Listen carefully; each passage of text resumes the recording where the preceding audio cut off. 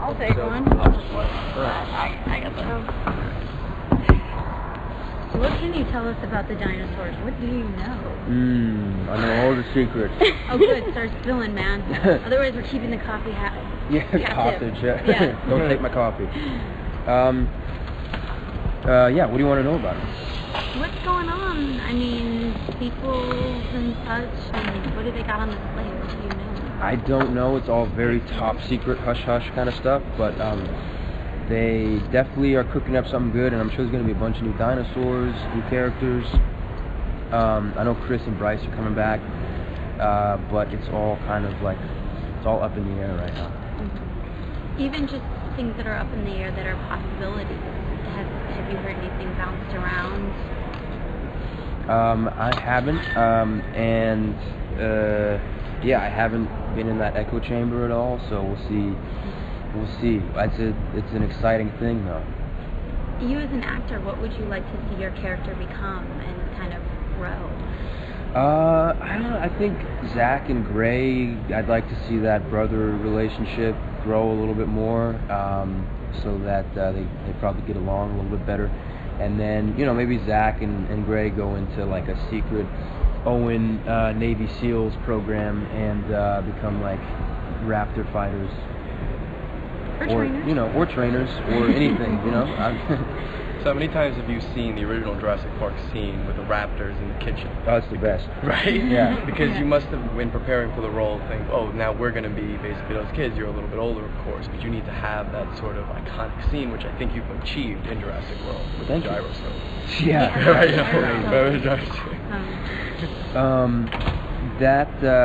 First of all, that whole scene is on YouTube, so that's really helpful. I don't know. I've probably seen the original, however many, a dozen times. But I mean, it wasn't lost on us, and it certainly wasn't lost on anyone in the cast or Colin that this is something that really does mean a lot to people and has a history stretching back 22 years. And we were very excited to be part of that legacy and kind of carry the torch, I guess. And Colin made sure that everyone, while it was a new creation, it wasn't lost on us that we were part of a legacy. And so it was very cool to come to set every day. They could start playing the music, Did you anticipate, like you said, it was part of a legacy, it's an ongoing thing, it's kind of a known commodity, but did you anticipate how well received Jurassic World would be before it came out? I mean, it's just gone global so quickly. I know. I did not. I don't think anybody was expecting quite the success it had. You hope, obviously, but it didn't. I don't think anyone is sitting there being like, "Yeah, third biggest grossing movie of all time." So it was totally crazy, and I'm so glad that people did respond in the way that they did. It's been very cool to finally. It's always cool when you make something and people actually get a chance to see it, especially if they like it. It's just that's what it's all about. So it was it's been crazy, but it's been good. Favorite dinosaur? Favorite dinosaur?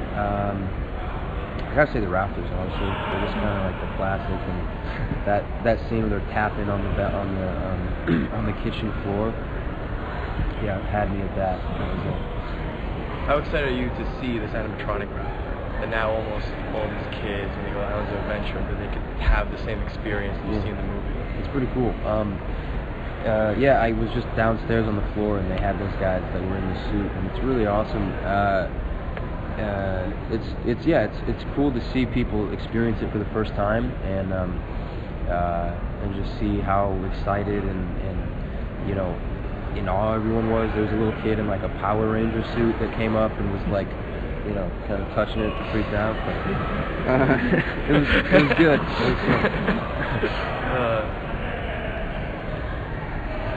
What do you think is the appeal of dinosaurs?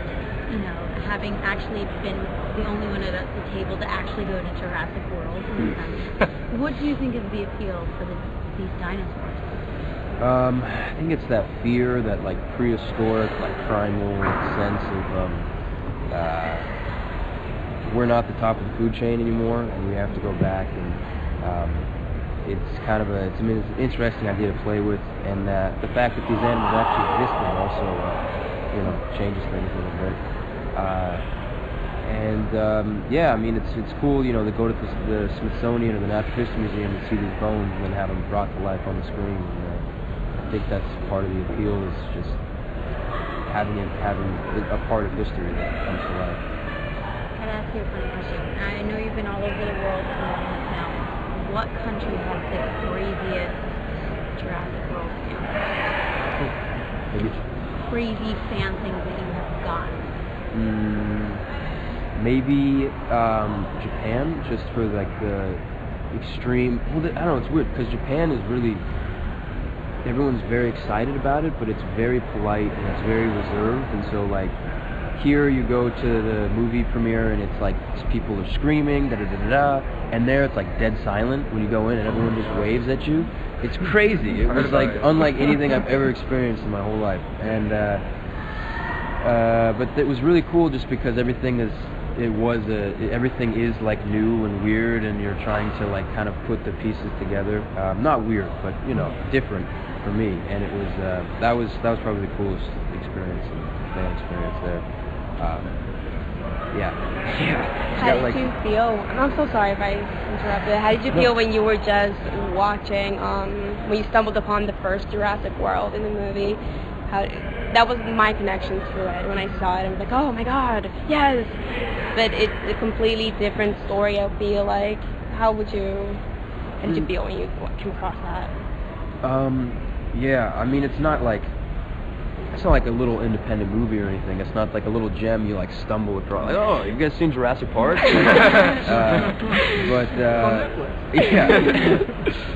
But it's definitely it was part of my childhood growing up. It was in the collection of like VHS and DVDs,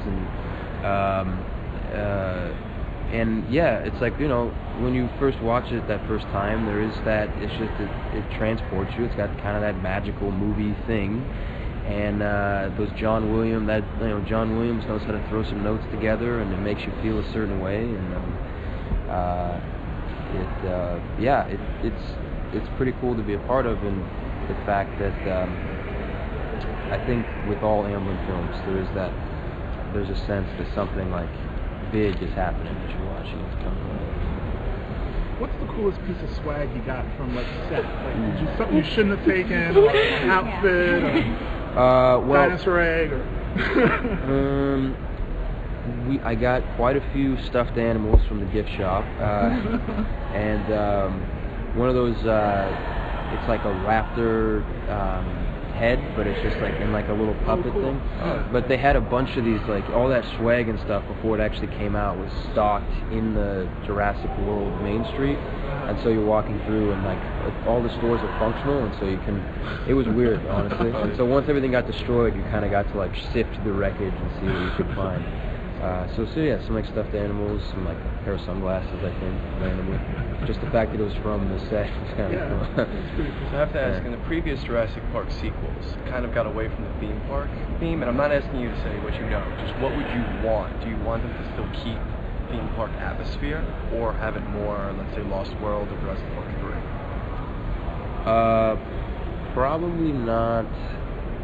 Probably not Jurassic Park 3, but I mean, I would say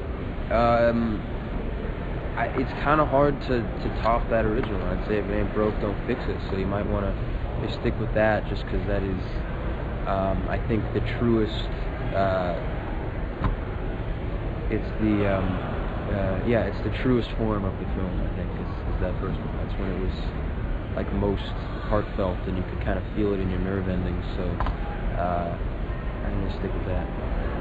If you could have one cast member from the original trilogy come back into your sequels, who would it be and why? And have you met Steven Spielberg or gotten any input from him? I mean, it's his baby.